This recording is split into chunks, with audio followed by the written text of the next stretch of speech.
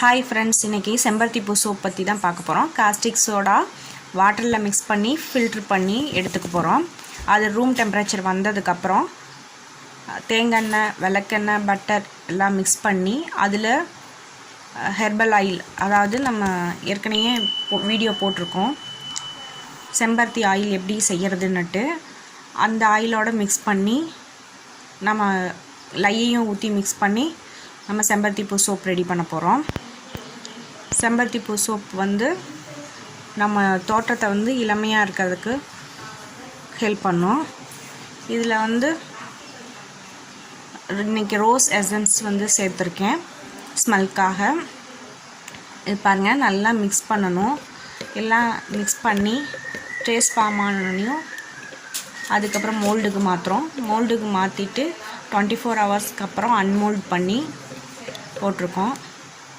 செம்பருத்தி பூ சோப் ஸ்கின்னை ரொம்ப நேச்சுரலாக பாதுகாக்கும். சப்போர்ட் பண்ணுங்கள். தேங்க்யூ.